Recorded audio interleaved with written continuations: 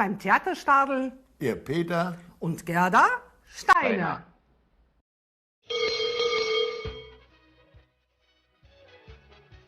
Lachen macht das Leben schön. Jetzt ist gleich so weit. Herzlich willkommen. Herzlich willkommen zur Theaterstadelzeit.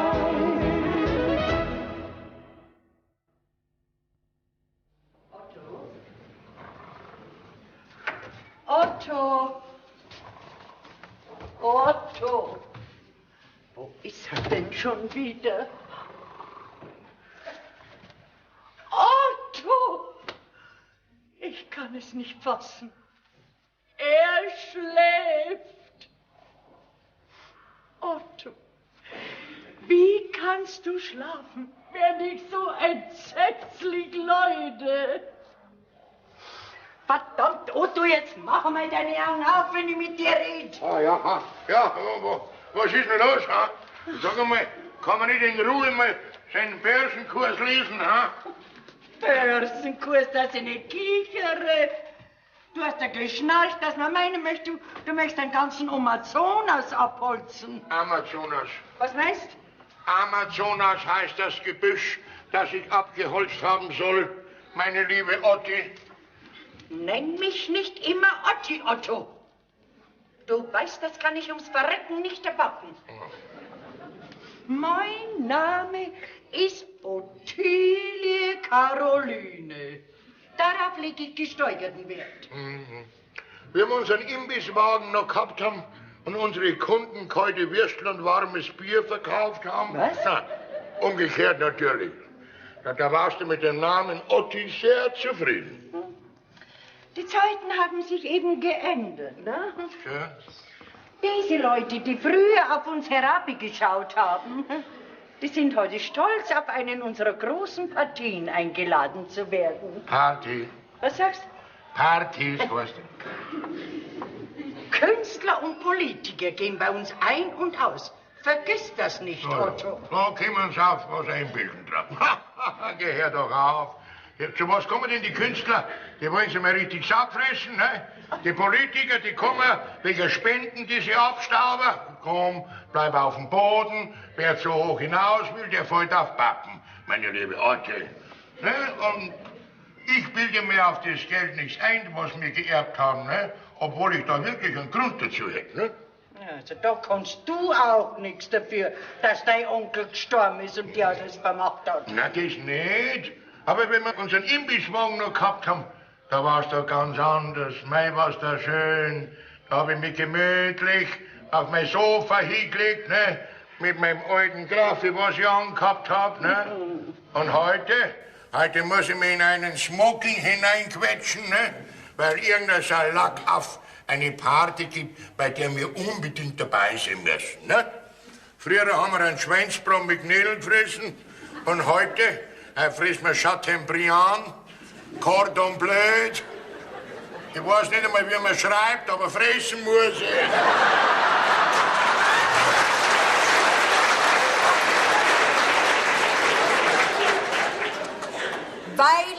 Weil es dir eben an der nötigen Bildung fehlt, du Depp. Ah.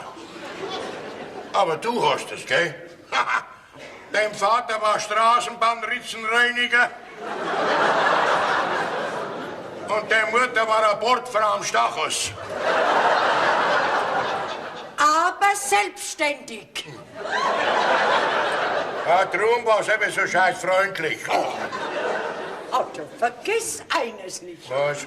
Mein Urgroßvater war bei einem Baron Butler. Ja, was hat er denn da zusammengebattelt? Gebattler, Bettler oder Butler oder wie es heißt. Wurscht, Bittler, Battler oder Bettler. Auf alle Fälle, wenn der Battler war bei deinem Urgroßvater, dann weiß ich wenigstens, wo du dein blaues Blut her hast. Ne? Schnauf mal wieder, sonst erstickst.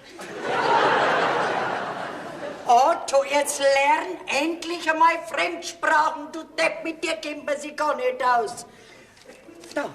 Da nimm dir ein Beispiel an den Schleiermanns. Ja? Die haben mit einer winzigen Erfindung, haben die Millionen gemacht. Tja. Und jetzt Jetzt heiratet ihre Tochter einen Baron.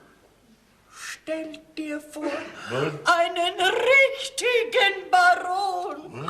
Otto, das ist das, was mich so distinguierte.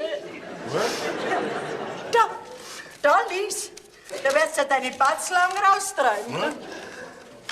Emil Schleiermann, Millionär, und Ehefrau Elfriede, geborene Muckefuck. Das haben wir früher als Kaffee gesoffen. Geben sich die große Ehre, die Verlobung ihrer Tochter Clara mit Herrn Baron Thaddäus Wolfgang Hieronymus Wilhelm Nikolaus Tassilo von Hüttenxäß und Klein Quetschenborn bekannt zu geben.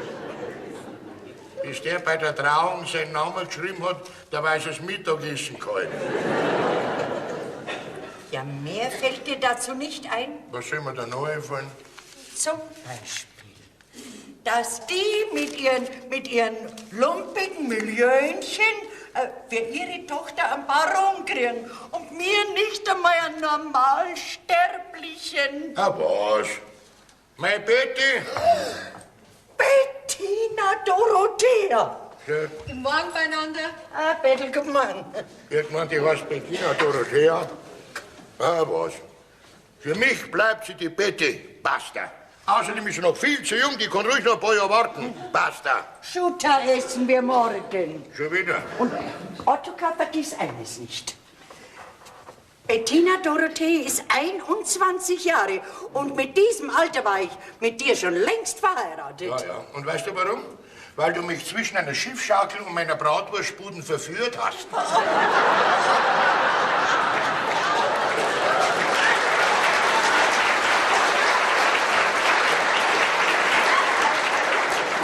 Und unser Betty knapp 9 Monate unterwegs war, ne? Der Pfarrer hat sich bei der Trauung sowieso schicken müssen, damit er rechtzeitig im Talauf zum Taufbecken hat kommen können. Bitte, erinnere mich nicht an diese Zeiten. Was? Ich kann es auch nicht mehr ungeschehen machen, aber ich bereue es von ganzem Herzen, was damals passiert ist. Ich nicht, damals hat sich noch was gerührt bei uns in der Familie, da war noch was los. Aber heute, Schwamm drüber. Du, was ist denn eigentlich da mit den Schleiermanns, da mit dem Gerede da von denen? Da hast du irgendwas hinten, ne? Raus mit der Farbe. Also, Otto, Ja, pass auf, ich dachte mir, auch wenn du schon denkst. wenn die Schleiermanns mit ihren lausigen Millionchen für ihre Tochter, wenn da ein Baron gut ist, dann kann für unsere Tochter nur ein Graf recht und billig sein. Ein Graf? Ja. Ah, da schau her. Hast vielleicht schon einen auf Lager, ha? Natürlich. Die Grafen, die wachsen an jeder Straßenecke. Die warten bloß drauf, bis sie die Tochter der edlen Bratwurst-Stackelfrau Ottilie Neureich heiraten können. Sei nicht albern, Otto. Natürlich habe ich mich umgekehrt. Erst gestern wieder, bei unserem Kaffeekränzchen Reichtum schadet nicht, haben wir uns eingehend darüber unterhalten und gesprochen. Unterhalten? Geratscht habt's, ne? Otto, also das verbiete ich mir. Meine Freundinnen stammen alle aus renovierten Häusern.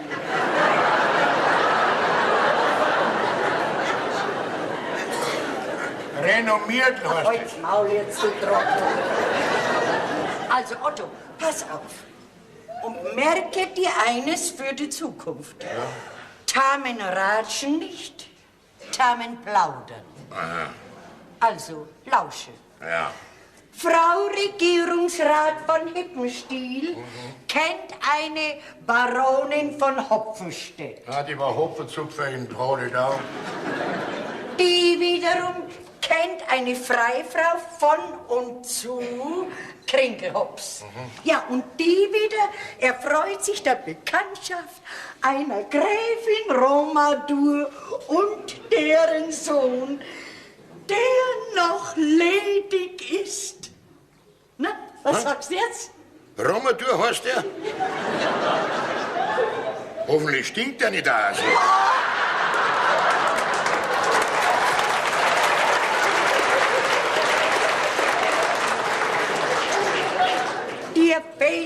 an der sittlichen Reife. Ja.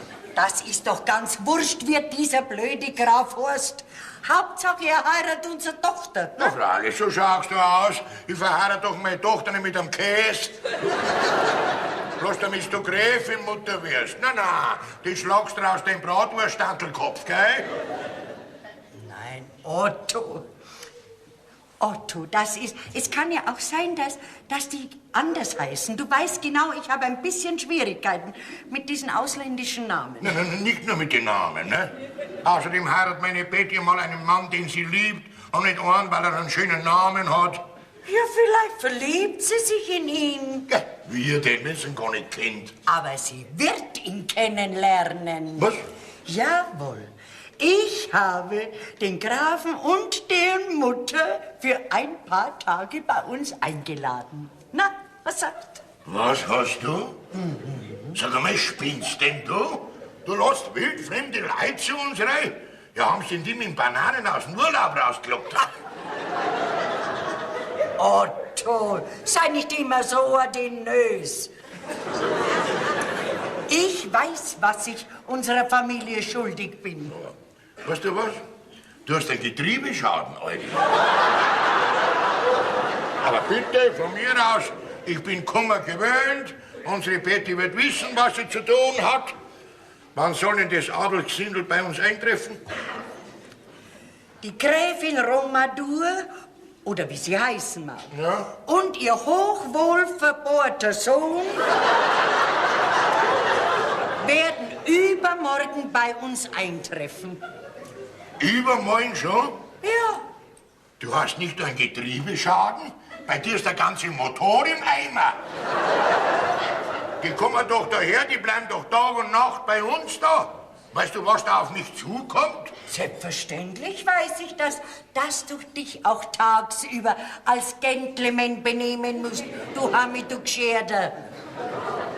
Diese hochwohlverbohrten Aristomaten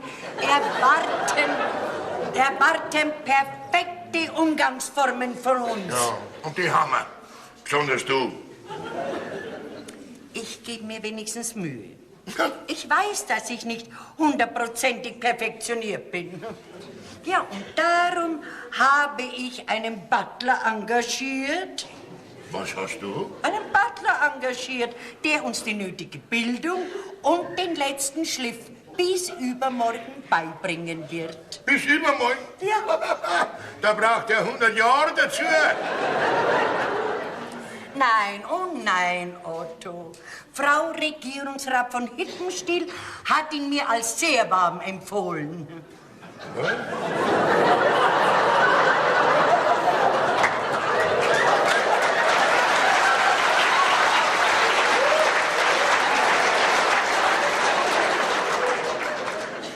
Er hat in den besten Häusern gewärmt. Ich meine gedient. Ja, und besitzt die besten Präseverenzen. Und muss jeden Moment hier eintreffen. Mich trifft der Schlag. Auf so einen Kerl habe ich schon lang gewartet. Hoffentlich ist er wenigstens so warm, dass wir bei uns die Heizung sparen können. Ach, André, s'il vous plaît. Seit wann ist denn der André pleite? Das ist doch Französisch, du Depp, und heißt, wer tat heraus ist, soll hereinkommen. Der, wo aber da draußen ist, der hat das wahrscheinlich nicht verstanden. Sonst war er nämlich schon herin. Ne? Ich darf es einmal mit herein probieren. Ja, herein. Siehst du das? Jetzt hat's geklappt. Na, was gibt es, liebes Kind? Also pass auf, Chefin. Da draußen, da steht ein Riesentyp. Was? Der schaut vielleicht gut aus. Fast so gut als wie der David Hasenknopf. Das war einer was für mich. Für eine schwache Stunde. Wow, wow. Der hört dein Bein auf. Na gut. Du sag mal, wie oft muss ich dir noch sagen, dass du dich endlich einer anderen Ausdrucksweise befleißigen sollst? Du bist nicht mehr in einem Imbisswagen als Rostbratwurst-Hilfsgrillerin tätig, du Totschen, du Bläder. Nein, sondern in einem der besten Häuser der Stadt mit den besten Umgangsformen. Gut, also. Was ist? Soll ich ihn jetzt reinlassen oder soll ich ihn nicht reinlassen? Ja, sag, wir lassen bitten. Na. Um was? Du sollst ihn reinbringen, du blöde Kuh. Na also, warum redst du nicht gleich Deutsch mit mir? Überzieh die Hähne, überzieh.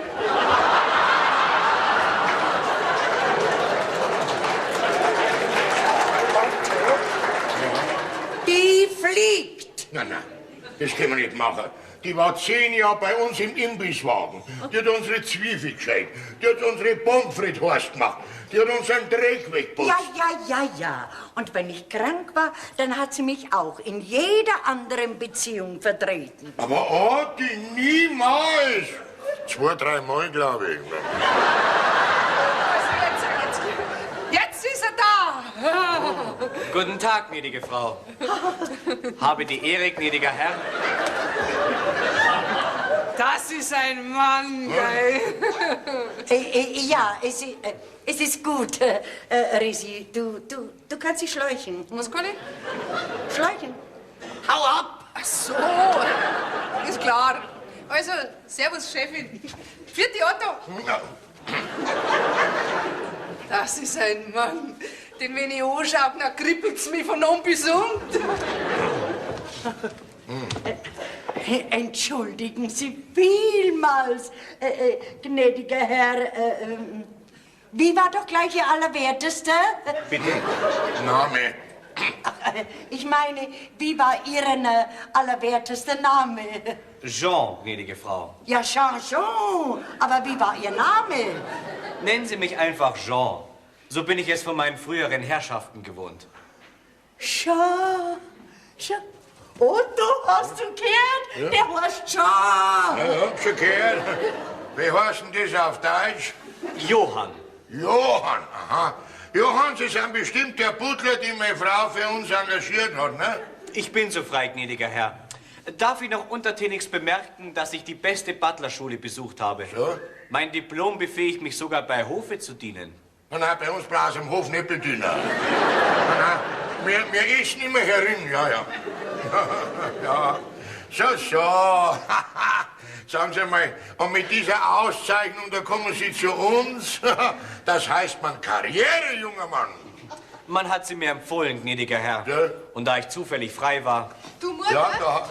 Oh, ihr habt einen Besuch? Ach, das ist gut, dass du kommst, meine Tochter. Da kann ich dir gleich unseren neuen Angestellten vorstellen. Also, Bettina Dorothee, das ist unser neuer Butler Shaw. Butler Shaw, das ist unsere Tochter Bettina Dorothee. Sehr erfreut. ganz meinerseits, gnädiges Fräulein. Ja. So ein Prachtmädel hätten sie uns gar nicht zugetraut, gell? Na, Kunststück, wenn man erst die Mutter kennenlernt. Also, Otto, Was denn? ich muss schon bitten. Ui. Und so ein liebes Madel wie mein Alte einem abgeschlafften Grafen oder Baron ins Bett lenkt. Was? Was murmelst du da in deinem Bach? Ach, nichts von Bedeutung. Mitnichten. So, ich hab da aber was von einem abgeschlafften Adeligen gehört, den mit Mama da ins Bett legen will. Was wird denn da schon wieder hinter meinem Rücken ausgemacht, ha? Los, raus mit der Sprache. Ich sag gar nichts. Frag deine Gebärmutter.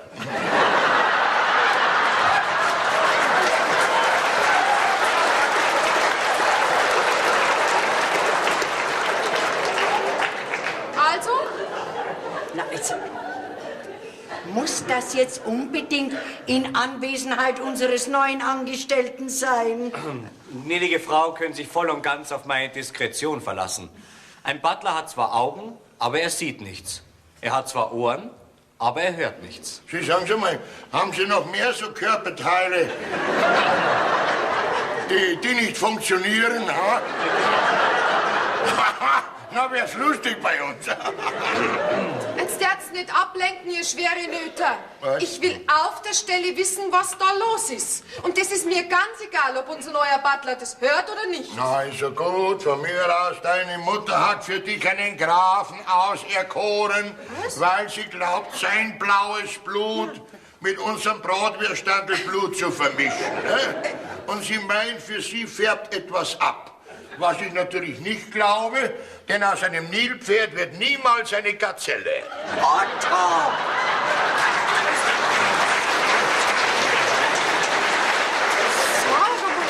Das darf doch nicht wahr sein. Ach, die hat den Kerl mit seiner Mutter eingeladen zu uns, Na. damit du dich in den Grafen verliebst. Du kannst aber lang warten. Ich verlieb mich doch nicht auf Bestellung.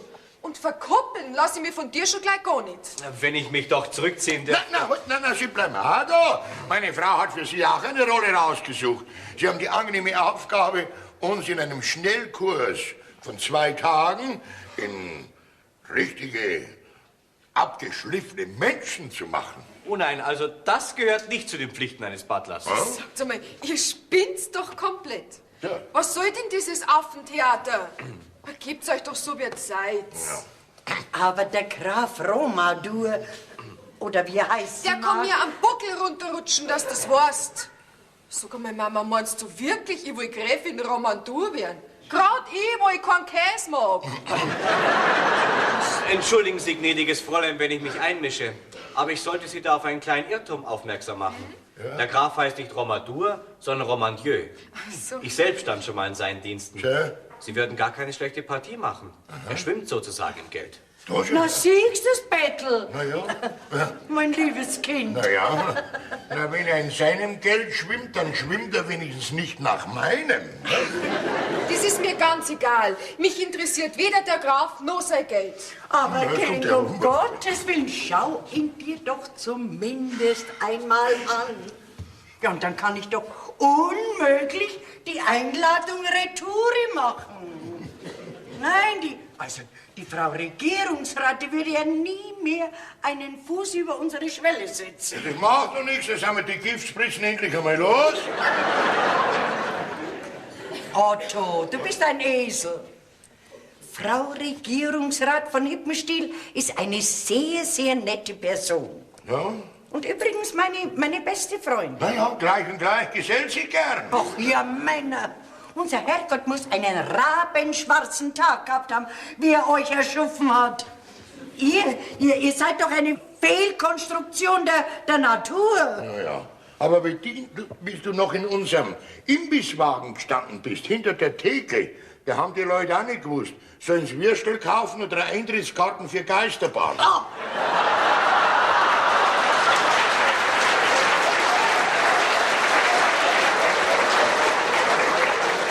Aber meine Herrschaften, Was?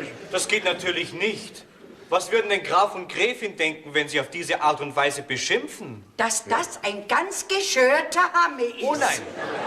Sie würden Hals über Kopf die Flucht ergreifen. Was? Die Flucht ergreifen? Ja. Also, gut. Wir müssen lernen, uns gegenseitig zusammenzureißen. Da hat Charles schon recht. Ja. Es geht nicht, dass wir uns ständig auf derartig vulkanöse Weise kompressionieren. Mama, jetzt lass halt einmal deine Fremdwörter weg. Red halt, wie dir der Schnabel gewachsen ist. Da bist du viel liebenswerter. Ja, noch liebenswerter bist, wenn du deinen Schnabel ganz halten darfst. Fangst du schon wieder an, du Ramdackel, du? Bist selber eine alte Wiederhex. Mit dir unterhalte ich mich ja gar nicht mehr. Ich plaudere nicht mehr mit dir. Nein. na, von mir Ach, nicht. das ist ja völlig unter meinem Niveau. Schwester von Kohlengrau. Eigentlich ist der Gedanke, euch mal zu erziehen, gar nicht so schlecht. Also, an die Arbeit schon. Ja, aber ich kann doch nicht Doch, einfach... doch, Sie kennen schon. Jetzt macht's mir direkt einen Spaß. Meine Alte wird noch mal erzogen, die alte Sumpftochter Blume. Ja, hörst das du bald auf, du Mosskopf, du. Also gut, meine Herrschaften. Bevor Sie weiter ins Fettnäpfchen treten, werde ich die Erziehung doch übernehmen. Ja? Am besten ist, wir fangen gleich an. Wörter wie... Sumpftochter Blume. Ja. Ja. Rahmtacke. Ja. Widerhex. Mosskopf. Also gut, also solche Wörter werden sofort aus Ihrem Sprachschatz gestrichen. Das macht gar nichts, ich weiß ein Haufen andere. Ich beneide Sie wirklich nicht um diese Aufgabe.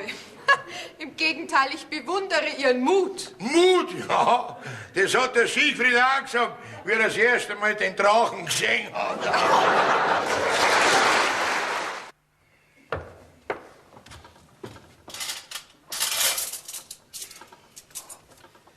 Also, Gianni, das muss ich Ihnen schon sagen. Wir sind ja jetzt die 2 Tage blockt haben, bloß dass die Ihnen Benimm beibringen. Meine Hochachtung. Mich wundert's ja bloß, dass die Alte sich das überhaupt gefallen lässt. Nee, das heißt doch nicht die alte, sondern die gnädige Frau. Ja, das hab ich ja gemeint, die alte, gnädige Frau. Außerdem war das so abgemacht. Ich habe strengste Order, jeden Fehler sofort zu korrigieren. Ja, das mag schon stimmen. Aber trotzdem verstehe ich es nicht, warum die einfach die Betty mit einem Grafen verheiraten muss. Ja, mir zum Beispiel, mir tat's ein Fotograf auch. Oder ein Butler. Resi, jetzt schauen Sie, dass Sie mit dem Tischdecken fertig werden. Wir erwarten nur noch Graf und Gräfin von Romandieu und wollen vorher eine Generalprobe machen. Bin ja sowieso schon fast fertig. Ist doch noch gar nicht wahr. Gläser, Servietten und Blumen fehlen noch. Ja, bin ja schon unterwegs. Sagen Sie mal, Gianni, warum sind Sie denn eigentlich immer so kühl zu mir? Jetzt sagen Sie doch nicht immer Gianni zu mir. Ich heiße Jean. Und wie spricht man das aus? Ganz einfach, Nase zuhalten und Jean. Resi, wie laufen denn Sie wieder rum? Es gehört doch andersrum. So. Außerdem sind Sie bestimmt ein nettes Mädchen. Also mit den Jean, da warte ich lieber, bis ich wieder einen Katar hab, gell? Ja. Und wenn Sie schon merken, dass ich so ein nettes Mädchen bin, warum stoßen Sie mich denn dann eigentlich immer so von sich? Aber Resi, ich hab's doch gar nicht angerührt. Das ist es ja! Die ganze Nacht habe ich heute an Ihrer Tür geklopft. Ja, die Finger haben mir wund geklopft. Was haben Sie da? Sie haben gepennt, Sie Penner. Ach, Sie waren das, Resi. Nun, ich dachte, es war eher ein Holzwurm. Schaut ihr vielleicht aus als wie ein Holzwurm? Doch eher wie ein Schmetterling. Aber im Larvenstadium. Danke.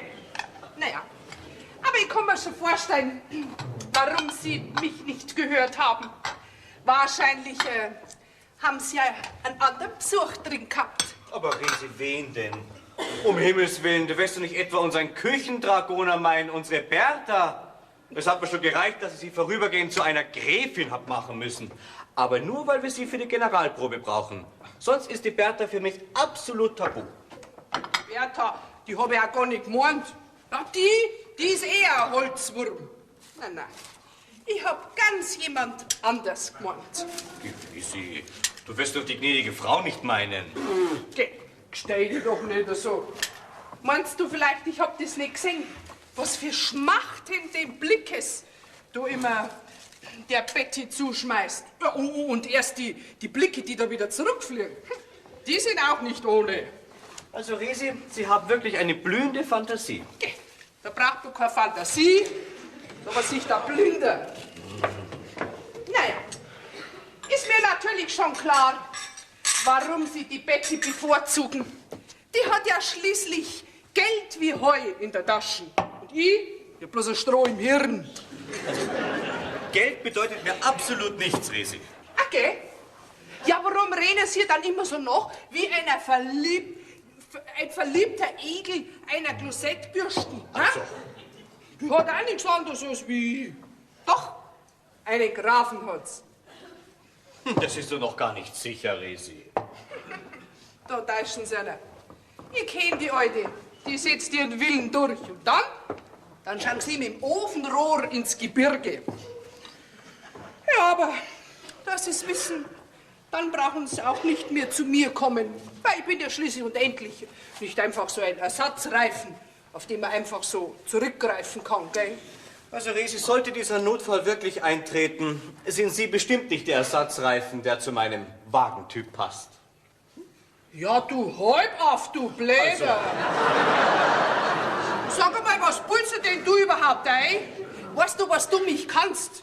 Genau, das kannst mich. Und dass das weißt, ab sofort werde ich mich rächen. Und zwar so rächen, wie sich noch keine Frau gerochen hat.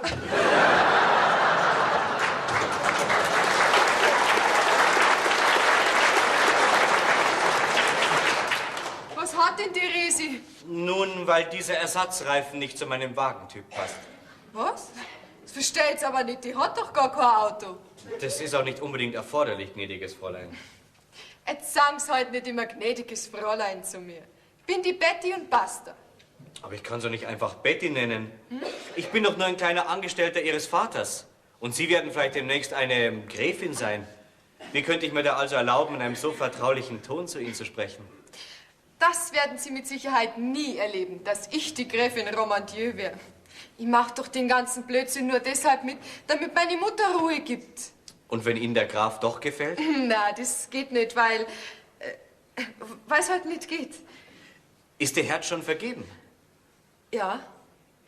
Dürfte ich fragen? Nein, das dürfen Sie nicht. Sie wissen doch noch gar nicht, was ich fragen wollte. Kann man's aber denken? Und genau deswegen sage ich nichts. Erstens geht es Sie nichts an und zweitens... Und zweitens? Bettina? Bettinchen? Kann es möglich sein, dass ich... Ich werde noch wahnsinnig.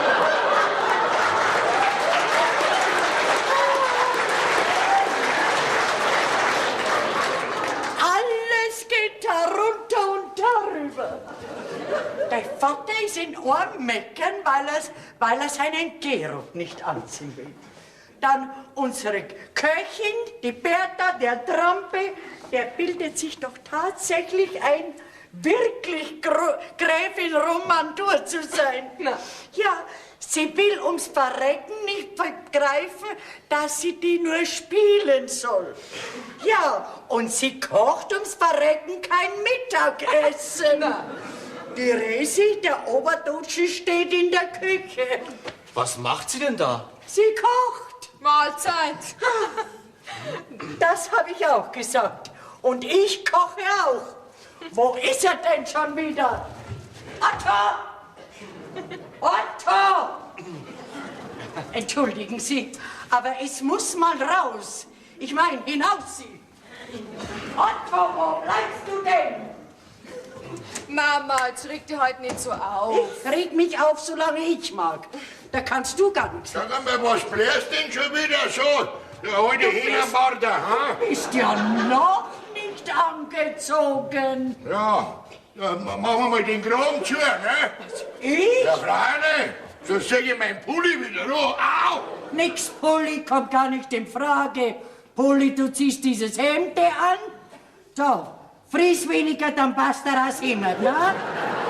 Au, ja, Herr, du gib mal die Obacht, du blöde Hühner, du blöde. Aber gnädiger Herr, Was denn? so etwas sagt man doch nicht zu seiner Gattin. Ja, bis mit Luftabdruck, diese. Machen Sie mir keine Schande, Herr Neureich. Ein Mann Ihres Standes und Niveaus muss sich doch beherrschen können. Ja, ich beherrsche mich sowieso schon über 20 Jahre, ne? So, und jetzt geh hinauf, mach dich fertig, zieh dich an und dann kannst du wieder herabkommen. Ein Grafen und der Grafenmutter müsste ich gar nicht einladen, ne? Hättest nicht etwas weniger Blaublütiges auch getan? Mein Freund, der Fritz und seine Alte, die haben zwar bloß eine Schiffschaukel, aber blau sind sie auch, wenn's besuchen sind.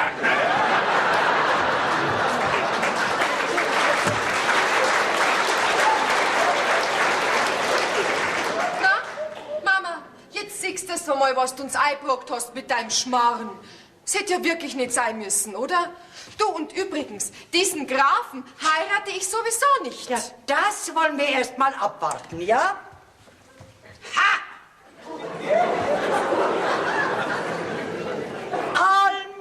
Allmächtiger! Bertha! Unser Köchin! Geh, da schaut's, ha? Wie eine Kirche, die da so ein Gewand ausschaut, ha? Was sagst du jetzt, Gianni? Also Bertha, das ist ungeheuerlich. Ha? Und? Was sagst du zu meinem Gang? Als die Gräfin Emmentaler, ha?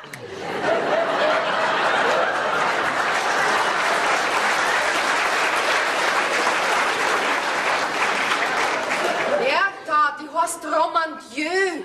Du sag einmal, du Trampel, wie oft soll ich dir noch sagen, dass du die Gräfin Romadur nur vorübergehend bist? Schaut die nicht so aus. Nein, Bertha, absolut nicht. Ah, das ist aber schade. Jetzt habe ich mich schon so an den Fetzen gewohnt. Ah, den zieh ich jetzt nicht mehr draus. Da kannst du jetzt verlassen drauf. Nee. Moment einmal. Habe ich Sie recht gesehen oder habe ich geträumt? Das war doch unser Köchin, die Bertha. Ja, selbstverständlich. Oder glaubst du vielleicht, das war die Kaiserin von China? Bei uns ist alles möglich. Wo bleibt denn dieser Otto schon wieder? Otto! Otto! Darf ich, gnädige Frau, darauf hinweisen, dass eine Dame niemals in einer so grässlichen Lautstärke herumschreit?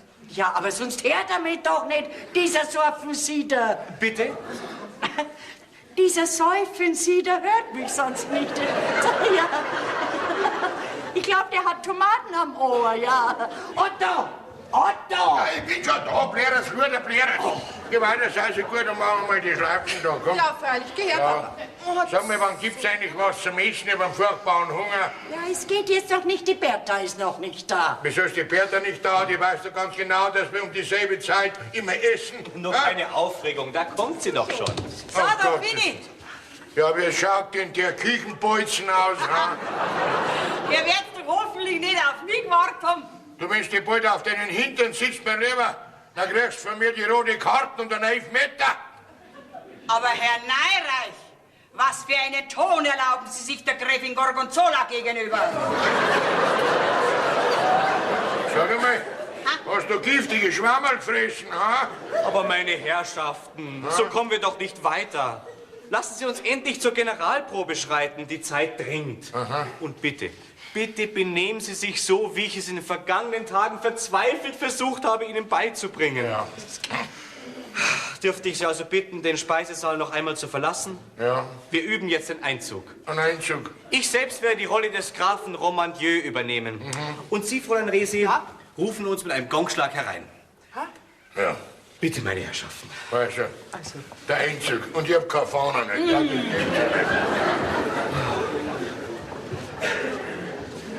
Also wenn die nicht alle miteinander einen Hammer haben, dann weiß ich es wirklich nicht. Naja, ich bin ja bloß der Haustrampel. Mit mir kann man es ja machen. Gangen Sie, hat er gesagt. Gut. Bitte, wenn Sie wollen, dass ich Ihnen einen gange, dann gange ich Ihnen eine. Schön geht Bei das. mir war dieser Blechtrug, ja.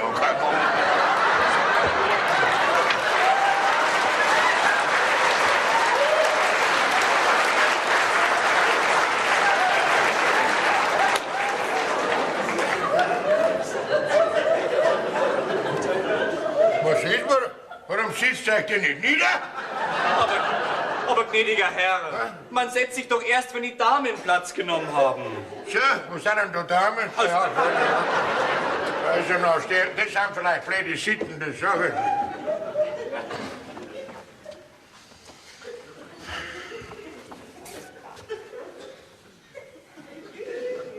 Danke. Was ist mit mir? Hä? Willst meinen Stuhl nicht rausziehen?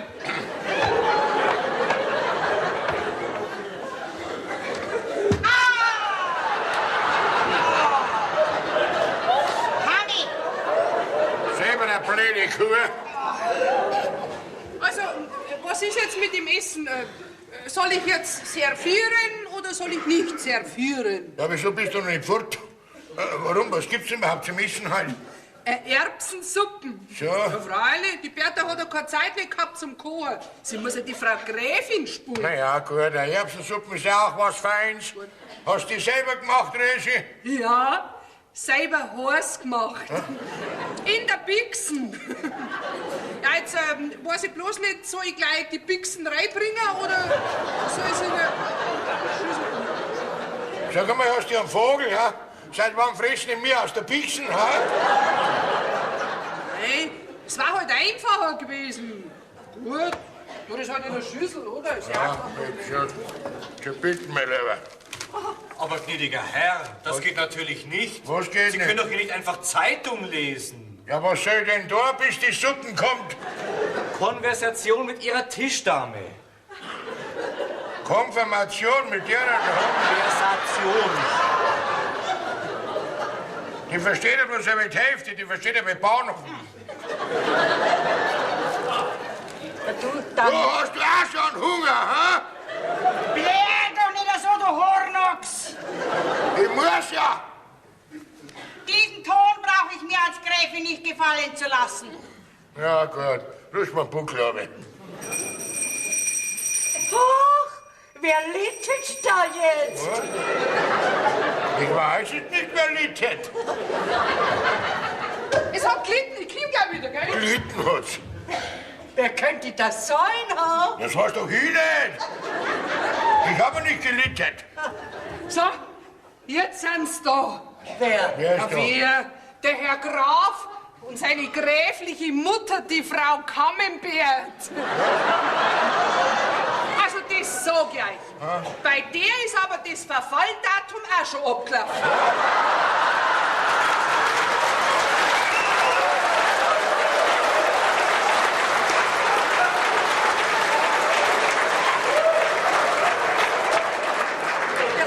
Ottokar, was machen wir jetzt? Jetzt frisst man zuerst unsere Erbsensuppe. Ihr sollt warten, da draußen ist alles Sinne. Also, gnädiger Herr, Was denn? das geht natürlich nicht. Was geht nicht? Sie müssen doch zunächst als Hausherr Ihre Pflicht erfüllen. Was jetzt? Also, alte kommt. Nein, also, Neurein.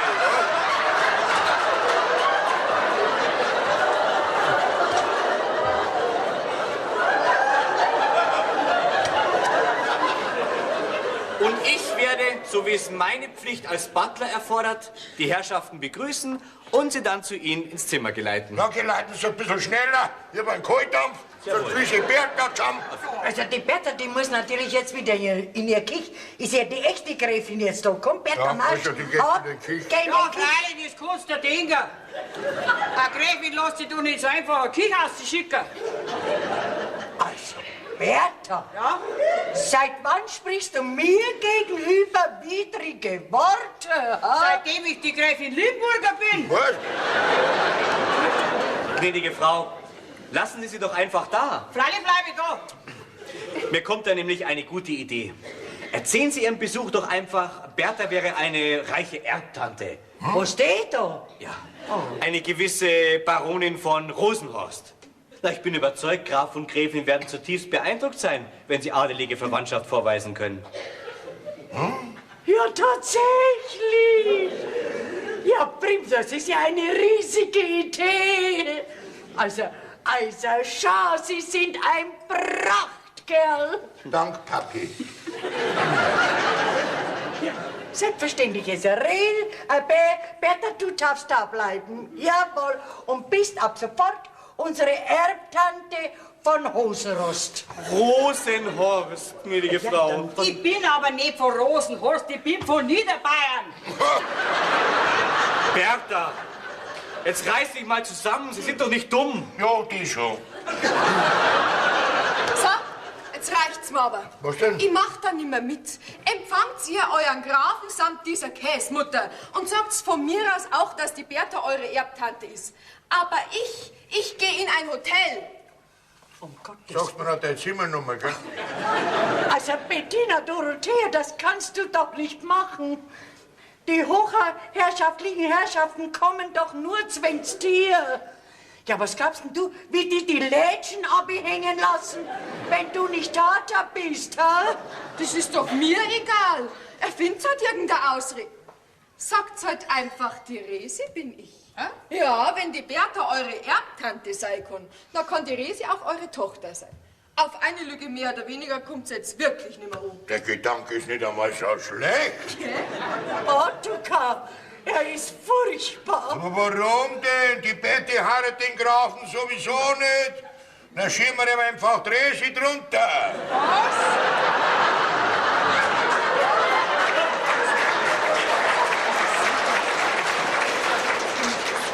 Also Moment einmal. Was? Ich lass mich nicht einfach unterschieben.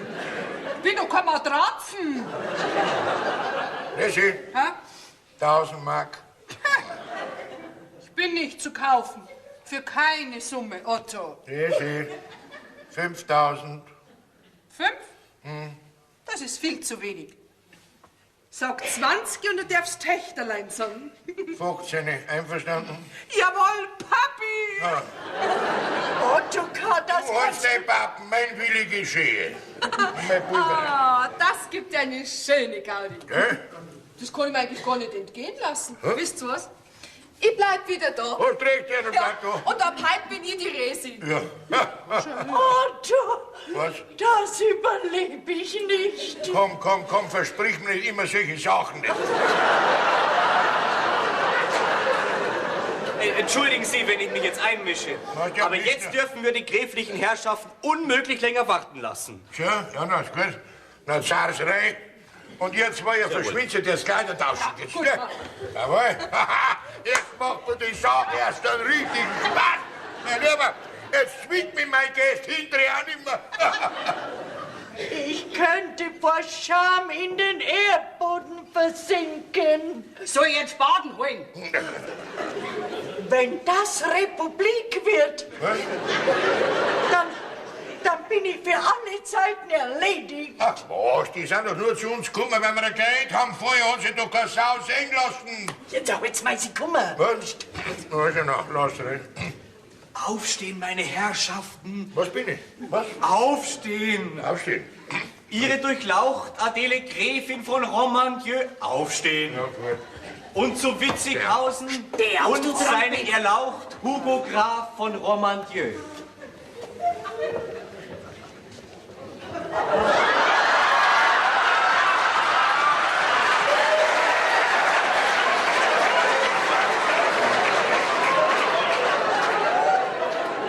Liebe Frau Neureuth,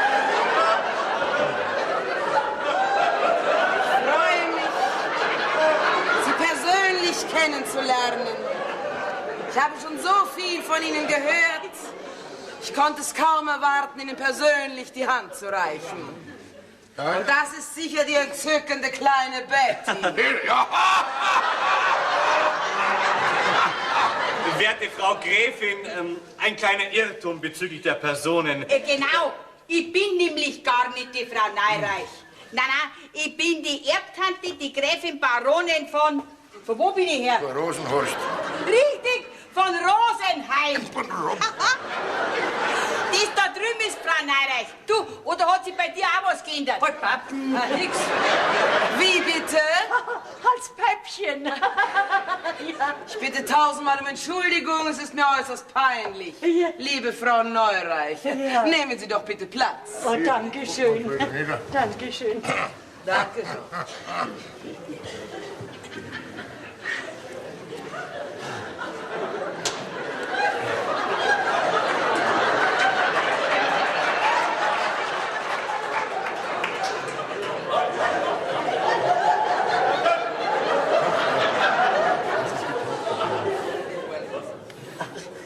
Sie brauchen sich nicht zu entschuldigen. Ich fühle mich ja geehrt, dass Sie mich mit meiner Tochter verwechselt haben. Ja, die muss einen grauen Star haben, die Alte.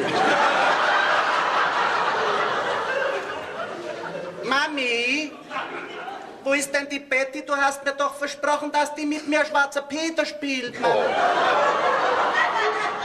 Ja, Hugolein, Bettylein wird sicher gleich kommen.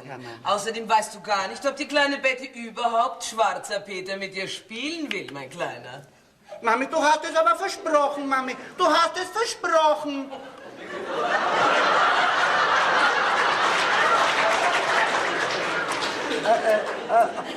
Otto, möchtest du die Herrschaften nicht fragen, ob sie schon gespeuset haben? Habt ihr schon was gegessen? Haben wir, Herr Neureich, haben wir. Ja. Ich will jetzt nichts essen, ich will schwarzer Peter spielen, Mami. Ja, also mir ist es mittlerweile auch der Appetit vergangen. Ja, mir schon. Ja. Blaues Blut und Erbsensuppen passt nicht zusammen. Wollen wir lieber ein Schnapsel trinken, hm? Oh ja, gegen ein Schnäpschen hätte ich nichts einzuwenden. Es kann auch gerne ein Schnaps sein. So. Ich hätte auch gerne ein kleines Bier dazu. Hugolein bekommt nur eine heiße Milch mit Honig. Hm? Ich will keine heiße Milch mit Honig, ich will schwarzer Peter spielen. Ja, ja. Johann, also bringen Sie das gewünschte Schnäpschen, Bierchen und so weiter. Und den Hugolein, den nehmen Sie mit ins Kinderzimmer. Damit die kleinen schwarzer Peter spielen können. Fein. Sehr wohl, gnädiger Herr. Wird alles erledigt. Ja. Werter Graf, ich bring Sie jetzt zu Bett. Oh, fein, Herr Diener. Sie dürfen auch Hugolein zu mir sagen. Hugolein. Gern. Ja. Hugolein. Ja. Ja. Ja. Hugolein. Ja. Hier geht's raus. Ja, hier geht's raus. Ja. Frau Gräfin, einen netten Burm haben Sie, wirklich wahr. Einen netten Burm. Geld, das sagen Sie auch. Nun ja, manchmal denke ich mir, er ist mit seinen 37 Jahren ein klein wenig verspült. Na, finden Sie. Ja. Aber trocken ist er schon.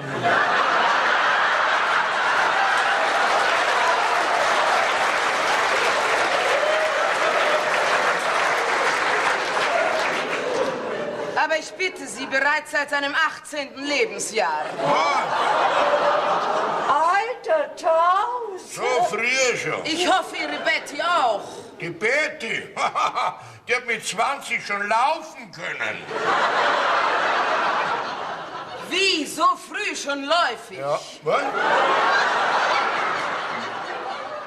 Darf man bei Ihnen rauchen? Rauchen? Ja, aber selbstverfreilich. Danke. Gib ihr Zigaretten. Zigaretten? Oh, Zigaretten, nein. In unseren Kreisen raucht man dieses hier. Oh, liebe Frau Neureich, darf ich Ihnen eine anbieten? Nein, danke. Ich rauche noch nicht. Ah, und Frau Baronin?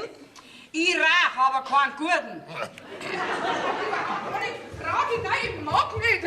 Also, das sage ich dir gleich. Das lasse ich mir nicht gefallen. Und nicht für 20.000 Mark. Oh, der 15 haben wir gesagt, 15, gell? Mami, das ist eine Spielverderberin. Wenn man beim schwarzen Peter verloren hat, muss man sich einen schwarze Nasen machen lassen, gell, Mami? Selbstverständlich, mein Kind. Nein. Aber nicht bei mir. Doch auch bei dir. Weißt du, was der ich sag? Was? Der hat nicht alle Tassen im Schrank. Und überhaupt nicht. Du bist eine Spielverderberin. Mit dir spielen. Also, wenn Ihre Tochter so wenig Entgegenkommen zeigt, wird sich Hugolein nicht mit ihr anfreunden. Mei, schau mal, sie kann heute nicht schwarzer Peter spielen, sie spielt lieber, warte mal, sie spielt lieber Mensch, ärgere dich nicht. Mami, ich hab's geschafft, Mami, ich hab's geschafft. Guter Junge. Ja. Das reicht's mir, gell? Was? Und das alles für 30.000 Mark. Was?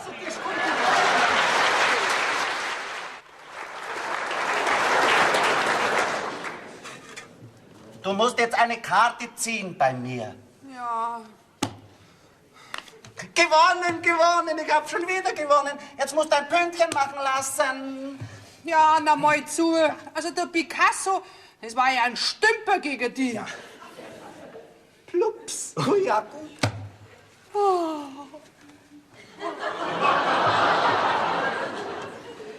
Also ich kann nicht mehr. Seit 8 Stunden spielen wir nur noch schwarzer Peter. Wie lang soll denn das noch gehen? So lange, bis dein Gesicht ganz schwarz ist, wie beim schwarzen Peter. Wenn's meinst. Hugolein, Mami. du spielst ja immer noch. Ja, Mami, ich gewinne immer. Hugolein, warst du denn schon auf dem Töpfchen? Nein, Mami. Dann komm, du kannst nachher weiterspielen. Ja, Mami. Aber du musst warten auf mich. Ich komm wieder. Komm, Mami. Schön, Pipi machen. Ja, Mami. Komm. So. Ja, komm, schwarzen Bäder spielen. Oh. War das eine Nacht? Mein lieber Herr Gesangsverein, haben die gesoffen? Ha! Sowas wollen feine Leute sein. Ja. Oh, von meinem Vater bin ich es ja gewohnt und von der Mutter. Aber über diese Gräfin, da muss ich mich schon sehr wundern. Mein Gott, hat die geschluckt. Und dann diese Ausdrucksweise. Ja, das war alles andere als vornehm. Ja, die gute Adele. Wenn die ein paar Gläschen über den Durst getrunken hat, beginnt sie Witze zu erzählen, über die selbst ich noch rot werde. Ja, wenn die wenigstens beim Witze erzählen blieben war. Aber dann hat sie dir meinem Vater hingeschmissen. Als ob sie vergewohltätigen mich. Das war bestimmt nicht Ladies First. Na, dafür hättest du uns nicht mit aller Gewalt ein gutes Benehmen beibringen müssen. So gut erzogen wie die da sind wir fast schon lange. Sogar mein Vater und Mutter. Okay, dir brauche ich doch kein gutes Benehmen mehr beizubringen. Und dein Vater ist auch ein netter Kerl. Ja, der Papa, mein Gott. Na, dem ist wenigstens das viele Geld nicht in den Kopf gestiegen. Aber die Mama flippt so aus. Na, die schlimmste Idee von ihr war, mich mit einem Grafen zu verheiraten. Wärst du auch mit einem Butler zufrieden? Freilich? Hänge schon wieder beieinander. Na, was gibt's denn da zum Lachen? Grüße, wie schaust du aus? Ja, mei, wie werde ich ausschauen, wenn ich ununterbrochen schwarzer Bäder spielen muss? Ja, und wenn die Frau Gräfin ihren Burm nicht geholt hätte, weil sie ihn auf den Topf bringt, dann darf ich jetzt noch da sitzen. Du tust mir aber schon leid, Resi. Geh. Tu doch du gar nicht so falsch. Du hast doch das ganz recht, dass ich deine Rollen übernommen habe. Erstens brauchst du nicht schwarzer Bäder spielen. Gott sei Dank. Und zweitens kannst du da viel besser umeinander schmusen, gell? Ich hab euch nämlich genau gesehen. Okay, Resi, du wirst doch nicht eifersüchtig sein. Ich? Und eifersüchtig? Sie nicht lachen. Auf wen denn? Ich hab ganz andere Chancen. Naja, aber wenn ich mir das so überlege, es war schon eine schöne Zeit, wenn wir noch keinen Butler gehabt haben und keinen Grafen. Aber das muss sich ändern. Jawohl, das muss sich ändern. Jetzt lass ich mir was einfallen. Da, was drauf. Ach, ich muss ja den Papa noch wecken. Halt, Was? der schläft im Badezimmer, in der Wanne. Was? In der Badwanne? Tja, deine Mutter hat ihn ausquartiert. Und so musste ich deinem Vater sein Bett in der Wanne herrichten. Na.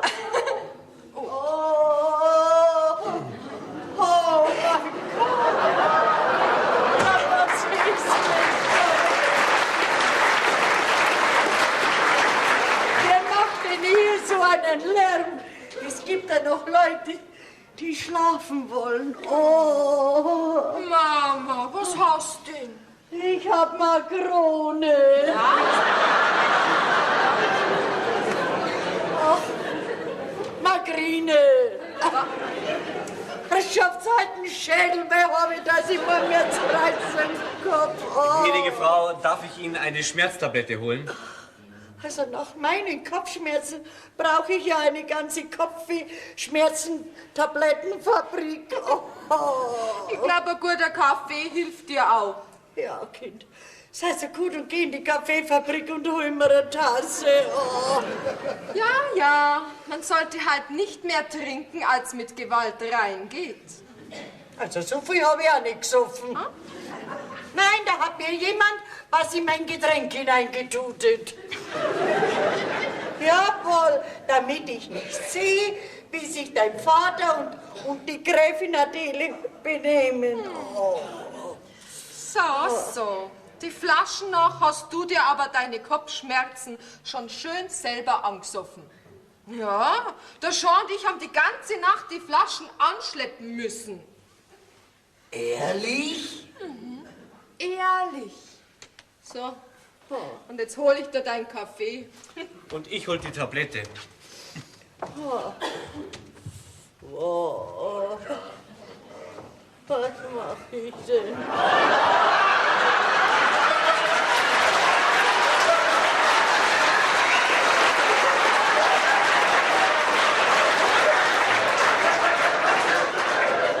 Oh, war das eine Nacht? Dreimal bin ich mit meinem großen Zeher im Abfluss hängen geblieben. Ich hab sogar gemeint, mir dreht's mein Zeher raus. Der Wasserhahn war auch nicht dicht. Daheim bin ich im Wasser gelegen. Ich hab schon gar nicht mehr gewusst, ist das der Wasserhahn oder bin das ich? Jetzt lege ich mich auf meine Couch eine Stunde. Also du hast mir gerade noch zu meinem Glück gefehlt. Ja, du schon mir auch. Du eifersüchtige Otella, du. Na ja, lauber mal, bin ich vielleicht der Brotaufstricher? Du Casanova. Oh, die sind nicht immer so intelligent. Das, was du meinst, ist der Casanova. Und das, was ich meine, das ist die Otella, das Gegenstück vom Othello. Ah, und das ist bestimmt wieder ein Schimpfname. Ich kenn dich doch. André, kennst mich? Der Othello, das war ein Schwarzer. Bitte. Na. Das war ein schwarzer Neger, der seine Alte umbracht, weil er gemeint hat, sie betrügt ihn. Danach hat sie rausgestellt, dass sie unschuldig war. Ne? Und was hat das mit mir zu tun? Weil du auch so ein eifersüchtige Otella bist, ne? Also, ich hab auch allen Grund dazu, gell? Ja? Du hast dich ja gestern an meine Freundin, an die Gräfin Adela, hingeschmissen. Also, die konnte sich ja gar nicht mehr erwehren. So hast du dich geschmossen. Was? Ja. Nicht erwehren? Ja? Mir brennt der Hut. Was? Ich habe mich nicht mehr erwehren können. Deine Freundin, die ist ja scharf wie der Gärtnerradi. Otto, sei schweig. Ich lasse meine Freundin von dir nicht denunzianisieren. Eine Aristomatin, von Scheitel bis zur Sohle, hat es nicht nötig, sich an so einen Gläufe wie du einer bist hineinzuschmeißen. Aha. Die leidet doch nicht an Geschmacksverirrung. Ja, aber ich, weil ich geheiratet habe. Ach komm, Ja. hör auf, dein Geschwätz lötet mich an. Ja. Übrigens, ich hab Kopfschmerzen. Ich gehe jetzt in mein Boudoir. Ja, ich gehe ja, ich war ein Schlaf. Halt. Zu deinem, da geht's da. Da ist die Badewanne, da ist dein Bett. Da geht's zu ihr. Ja, eben. In der Badewanne ist es mir zu unbequem, aber auf ihr, da möchte ich ruhen. Auf ihr. Ich lechze danach, auf ihr zu schlafen. Otto, Was denn? noch sind wir verheiratet. Leider. Aber was hat das mit meiner Couch zu tun? Du sprichst von deiner Couch? Na, was hast denn du gemeint? Du verdorbenes Früchtchen, du! Ha? Also rutsch mal doch am Buckel runter, du Playboy, du! Sag einmal, du da drum, was habe ich dir denn angetan, dass du mich so gestraft hast, ha? Hallo Papa, ich hab gemeint, du schlafst noch. Das habe ich auch gemeint. Du wolltest mit Mama, die wollte einen Kaffee. Mit der Mama habe ich gerade eine kleine Auseinandersetzung gehabt. Die hat sich in ihr Depot zurückgezogen. Habt ihr schon wieder gestritten? Gestritten? Streit durch mich mit jemandem, wenn du nicht zu Worte kommst. Da trink ich den Kaffee. Ja, ist recht. Du, ich hab sowieso mit dir noch was zu besprechen. Was heute? Nach dieser furchtbaren Nacht müsste es sein. So schlimm schaust du gar nicht aus. Im Gegensatz zur Mama. Sag mal, dir macht der Alkohol scheinbar gar nichts aus. Na Gott sei Dank, ich habe auch von Jugend an geübt. Ne? Papa, wieso nimmst du nicht deine Hände? Weil ich voll sind, das siehst du. Papa, Was hast du denn? na leg halt den Krempel weg. Eine Wahnsinnsidee. Die kann direkt von mir sein.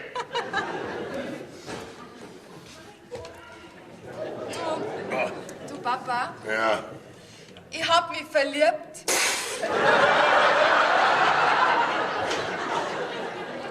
Doch hoffentlich nicht in den damischen Grafen. Du, da müsstet ja ich damisch sein. Eben, du bist ja Gott sei Dank mir nachgeraten. Ich habe ja gar nicht mehr. Wer ist denn der Glückliche? Hm? Ja, unser neuer Butler. Was? Der Johann? Da habe ich ja noch gar nichts gemerkt. Wir haben's auch erst vor ganz kurzer Zeit gemerkt, dass Ja. wir uns gern haben. Ja, wenn du meinst, dass das der Richtige ist und du wirst glücklich, habe ich nichts dagegen, von mir aus. Aber das sage ich dir gleich, sein Butlergewand zieht er raus. Ich mag nicht haben, dass mein Schwiegersohn im Dienergewand rumläuft. Gnädiger Herr, die Schmerztablette für die gnädige Frau. Ja, das ist genau die richtige Gräs für den Bauernschädel. Ja.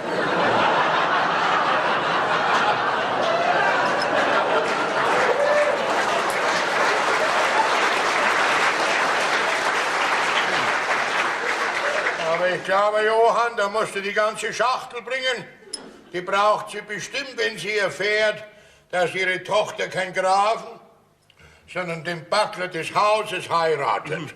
Oh, gnädiger Herr, wissen schon. Ja, ich hab's dem Papa schon erzählt. Und Sie haben nichts dagegen? Wenn meine Tochter glücklich wird, habe ich grundsätzlich nichts dagegen. Ne? Gell? Und du redst mit der Mama. Natürlich, ich bin ja den Kampf mit dem Drachen schon gewöhnt. Und ihr zwei, ihr kriegt eine schöne Mitgift von mir, gell? Ach, braucht man gar nicht, Papi. Nicht? Nein. Das Einzige, was wir gern hätten, das wäre dein Imbisswagen. Mein Imbisswagen? Wir wollen nämlich genauso anfangen wie du und Mama. Na, der gehört schon euch. Und noch was. Hä? Wenn Mama weiter so grantig mit mir ist, dann komme ich zu euch und tu wieder Würstel braten, gell? Ja, und jetzt verzirkt euch. Ich muss mich vorbereiten auf den Kampf mit dem Drachen.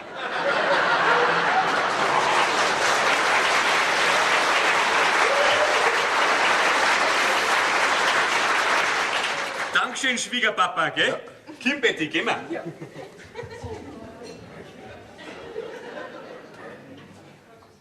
Boris kommt ja ran.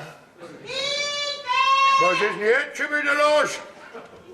Sag einmal, bin ich da herin vielleicht in einem Narrenhaus? Was ist denn? Muss ich mit den depperten Grafen schwarzer Bänder spielen? Fällt mir ja gar nicht ein. Ich kündige. Aber Bertha, wer soll denn dann kochen? Ja, das ist doch mir wurscht. Von mir aus frisst sie alle Tage eine Erbsensuppen. Ach so. Ja, aber jetzt werden wir die Sache blöd. Wo ist mein Willi? Anna! Also, jetzt komm ich wieder dran, gell? Herr Graf. Du brauchst doch nicht Herr Graf zu mir sagen. Sag einfach Hugolein. Aber das kann ich doch nicht. Ich bin doch eine Bürgerliche und Sie sind doch ein Herr Graf. Das macht doch nichts. Was würdest du jetzt sagen, wenn ich dich auf mein Schloss mitnehme? Mich? Ja, und? Was soll ich da tun? Ja, dann mache ich dich zu meiner Gräfin. Wirklich? Ja. Wie viele Zimmer habt ihr? 21. 21? Mei, muss ich da viel putzen. Dann doch eine Putzfrau. Ja? Und wie schaut's dann da mit dem Kochen aus? Da haben wir eine Köchin. Ja, was soll dann ich da dabei? Schwarzer Peter spielen.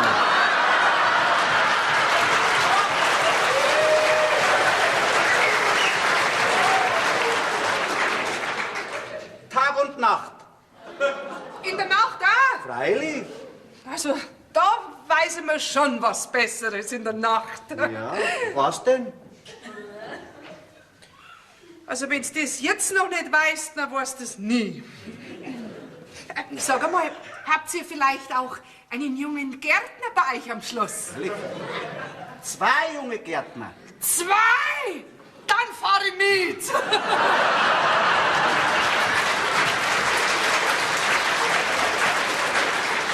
Da bist du. Aber erst... Sag einmal, du Gräflicher, Volldepp, du Gräflicher.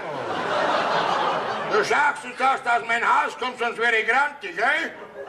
Du bist ein böser Bubi, bist du. Was bin ich? Das sage ich meiner Mami, mit dir spiele ich nicht, schwarzer Peter. Ja, Sagst deiner blödgesoffenen Mutter, wenn du nicht bald schleichst, dann spiel ich mit euch, aber Knüppel aus dem Sack. Und jetzt raus. Das sag ich meiner Mami. Ja, sag sie nur. Du Grafentyp, du Bläder. Was ist denn? Was sagst du so? Sag einmal, Hm? wie sprichst denn du mit meinem Hugolein? Was? Dass du das weißt, ich kündige, ich gehe. Aber Therese, du kannst mich doch nicht allein lassen. Selbstverständlich. Ich werde nämlich jetzt Gräfin Romantur. Um Gottes Willen, jetzt hat sie's ganz erwischt. Ja, Du Schwiegerpapa. Ja. Na, was sagst Ja, wie schaust denn du aus? Ja, ganz gut. du? Schwiegerpapa, Ja. gib mir mal einen Schlüssel vom Imbisswagen. Ja, willst du schon losfahren? Ja, freilich. Je eher, desto besser. Na, sagst du, der Betty, die weiß, wo der Imbisswagenschlüssel hängt, ne? Ja, gut, ist recht. Und der Zubach gibt, dass man keine Würstel anbraten, ne? Oder verbrennen, würde ich sagen. Nur keine Angst, Schwiegerpapa. Ja. Und in 6 Wochen sind wir wieder zurück. Ja. Da wird geheiratet. So? Vierte. Ja.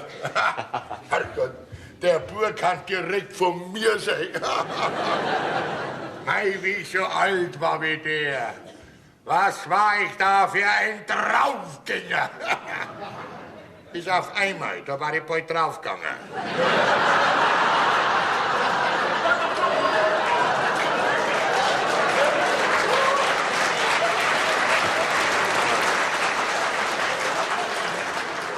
Was sagt mir mein Hugolein?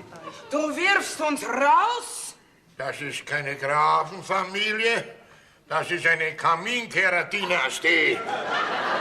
Jawohl, ihr sagt, das verschwitzt. Der Deppert, der Bub macht ja das ganze Haus verrückt. Mein Kirchen ist auch auf und davon. Ach, um die ist es nicht schade. Wir sind besseres Essen gewöhnt. Ja, ihr seid wahrscheinlich mehr das Saufen gewohnt.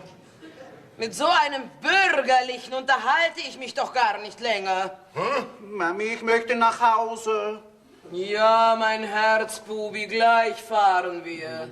Aber deine Tochter nehmen wir mit. Das ist nämlich die einzige, die in unser Milieu passt. Meine Tochter? Ja. Das glaube ich weniger. Die heiratet in einen bürgerlichen Imbisswagen hinein. Haha, wenn du dich da nur nicht täuschst. Ja, wenn du nur du nicht da Das ist ein schöner Hut. Da bist du ja mein liebes Kind. Ja, Mami. Sag deinem Vater, dass du mit uns auf das gräfliche Schloss Romandieu gehst. Das ist ja nicht meine Tochter. Wie? Na, Das ist nicht deine Tochter? Ja, das ist Therese, unser Haustrampe. Na? Halte dich, Zararuck. Ja, ja. Hugo, man hat uns betrogen. Das macht nichts, Mami. Ich will nur diese. Gut, dann sollst du sie haben. Lass uns von hinnen eilen, nimm deinen gräflichen Trampel und komm. Zu deiner Gattin kannst du sagen, dass sie sich in unseren Kreisen nicht mehr blicken lassen muss. Auf Wiederschauen sie, herausgefressenes Imbisswürstchen. Oh.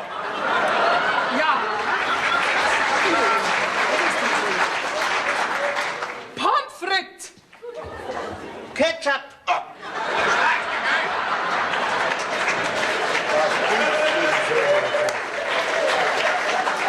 Da hat den die Welt schon sowas gesehen. Aber Gott sei Dank ist raus die Bagage. Ja. Meine Nachteule ist im Anmarsch. Herrlich, diese Ruhe. Einfach herrlich. Wieso ist es hier so ruhig? Wieso? Ja. Weil ich die gräfliche Bagagen ausgeschmissen hab. Was hast du? Na, gefeiert hab ich. Um Gottes Willen. Ich bin retourniert. Was bist? Unten durch, du Depp. Oh, endlich wieder Heimatlaute. Und wo ist denn die Bertha? Die Bertha, die hat den schwarzen Peter nicht vertragen, die ist auf und davon. Und die Resi? Die Resi, die hat's am besten erwischt. Die wird Gräfin Romandur. Die ist gerade mit der Kässchachtel enteilt.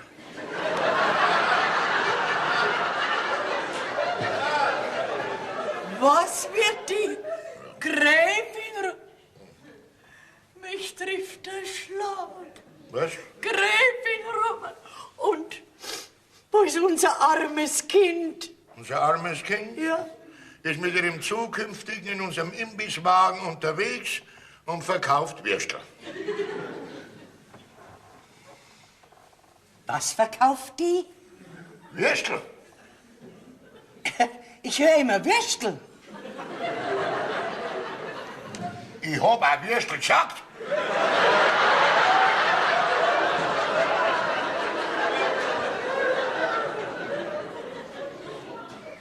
Und was erzählst du von einem zukünftigen? Wer soll das sein? Wer heiratet mein Kind? Was heißt da mein Kind? Ich Obacht, ich war vorher auch dabei, gell? Otto, reiz mich nicht. Ich bin sowieso schon gerissen genug. Also, kannst du mir jetzt als Mutter sagen, wen mein Kind Heiratet? Ja. Unseren gewesenen Butler, den Johann. Den Johann? Und das ist alles passiert in dieser Zeit, in der ich nur ein klein wenig sanft geschlummert habe? Du hast einen gottgesegneten Schlaf gehabt. Ich kann es immer noch nicht fassen. Ich kann es noch nicht fassen. Meine Tochter heiratet. Das Personal ist fort. Kannst du mir sagen, was wir zwei den ganzen Tag allein tun, hä? Setz dich nieder. Wir spielen Schwarzer Peter.